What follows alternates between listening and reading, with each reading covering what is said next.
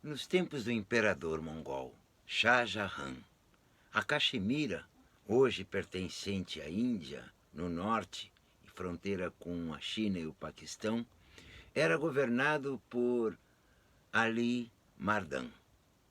Ali Mardan era um governador generoso e bom. E, certa feita, andando pelos seus domínios, foi surpreendido por uma imagem que lhe chamou a atenção. Uma linda moça, vestida com trajes reais, chorava copiosamente debaixo de uma árvore. Ali Mardan, impressionado pela beleza da moça e pelo seu sofrimento, foi até ela e perguntou o que havia. A moça, aos prantos, disse que era filha de um rei chinês, que havia sido derrotado em guerra por um seu rival, e ela imaginava que toda a sua família estava morta. Apenas ela havia conseguido fugir. Ali Mardan ficou muito penalizado e convidou a moça para morar com ele em seu palácio. Ela, contente, aceitou, aliviada, e foi para lá. Passaram os dias e Ali Mardan se apaixonava a cada dia mais por aquela moça tão linda. E assim pediu-a em casamento. E qual não foi sua felicidade quando ela disse que aceitava? Logo em seguida do casamento, ela pediu que ele construísse um palácio à beira do lago. Ele prontamente mandou que seu desejo fosse cumprido, e dia e noite operários trabalhavam, e em pouco tempo um lindo palácio de mármore ficou pronto à beira do lago. Para lá foram morar os dois, mas os tempos felizes não duravam muito. Certa manhã, Ali Mardan acordou com uma grande dor na barriga. Os médicos não conseguiam dizer qual é a causa daquela doença, o que ele estava passando. Às vezes Ali Mardan acordava um pouco melhor, pensava que ia se curar, mas logo em seguida piorava. Por esse tempo, passou por ali um iogue, esses peregrinos e buscando cultivar sua espiritualidade, que haviam muito e há até hoje nessa região. O homem, passando por ali, ficou muito surpreso com um palácio que ele não conhecia. Da última vez que ele havia passado por lá, havia apenas um lago. E caminhando pelos jardins, sentou-se cansado na sombra de uma árvore e dormiu. Ali Mardan viu o iogue dormindo na sombra da árvore no seu jardim e mandou que seus criados colocassem ali um colchão e, com todo cuidado, colocassem o iogue a repousar. Muito cuidado com o jarro que ele trazia. Devia ser algo especial. Quando o iogue se acordou e viu que estava dormindo num colchão confortável, foi logo procurando o seu jarro, e um criado de Ali Mardan disse que estava ali, que não se preocupasse.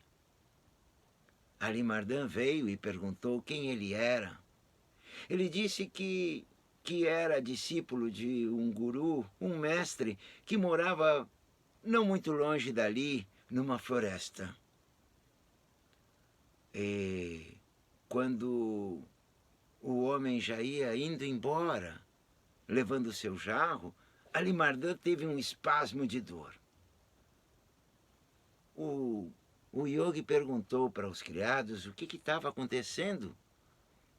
E então disseram para ele que era uma doença misteriosa, que ninguém conseguia saber a causa.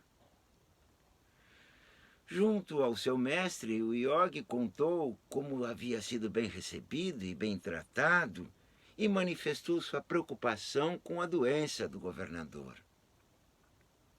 O mestre ficou muito satisfeito com o tratamento recebido pelo seu discípulo e pediu-lhe que no outro dia fossem juntos até lá. Quem sabe ele poderia ajudá-lo. Junto ao governador, o mestre perguntou se ele estava doente. E Alimardã disse que sim, mas que ninguém sabia a causa dessa doença. Pediu para examiná-lo. Logo que tocou no seu corpo, perguntou se ele havia se casado recentemente. Alimardã contou em rápidas palavras do encontro com a princesa chinesa, do seu casamento e o pedido do palácio, a doença. Então, o mestre Yogi, disse a Alimardã que naquela noite fizesse como ele ia falar e com muito cuidado. Aquela noite, Alimardã fez com que servissem uma comida muito salgada para sua esposa. Ela notou a diferença, mas vendo que o marido comia com prazer, continuou comendo sem falar nada. Depois foram para o quarto, que foi trancado por fora. E é claro, no meio da noite a princesa se acordou sentindo muita sede por causa da comida salgada. Procurou o jarro de água e não estava lá. Tentou sair pela porta e estava trancada. Então, pensando que o marido dormia profundamente, transformou-se numa serpente. Saiu por uma pequena fresta, foi até o lago beber e voltou. E depois de transformar-se outra vez em mulher, deitou ao lado do esposo, que ela pensava que dormia. Alimardã, como recomendou o mestre guru, ficou espiando, apavorado de ter visto a transformação.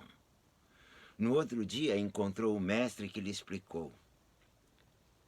Viu com seus próprios olhos. Sua esposa não é uma mulher, mas uma lâmia, uma serpente. Acontece que, se uma serpente passa 100 anos sem ser vista por olhos humanos, pode se transformar numa rainha das cobras. Se ela consegue passar mais 100 anos sem ser visto por humanos, se transforma num dragão. E se ela consegue mais 100 anos, sem nenhum olho humano colocar-lhe a visão em cima, ela se transforma numa lâmia. Ela pode se transformar na forma que ela quiser e costumam gostar de se transformar em mulheres. É muito perigoso.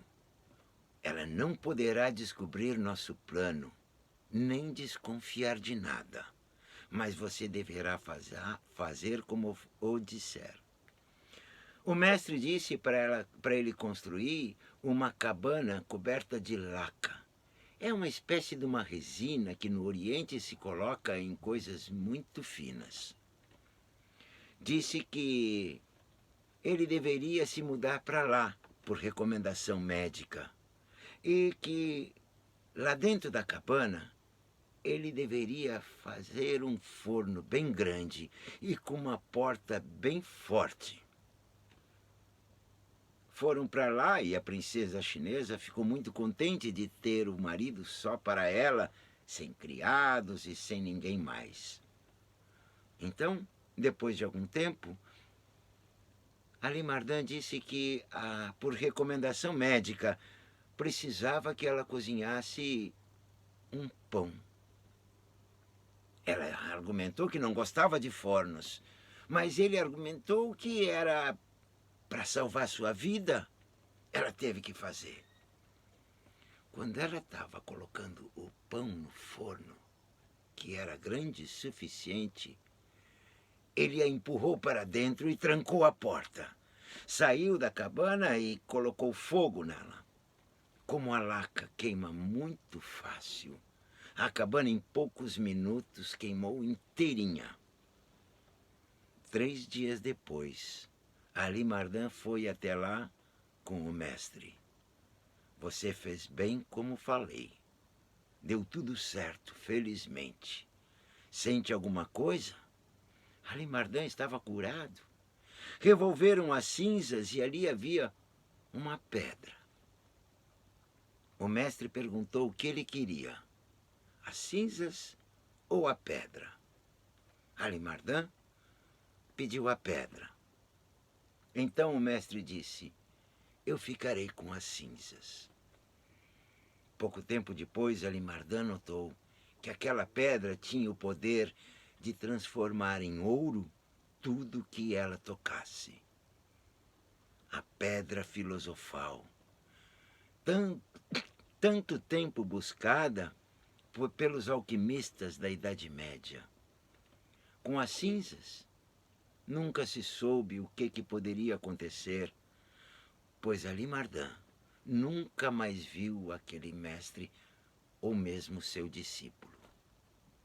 Essa é uma das lendas mais antigas que falam da origem da pedra filosofal.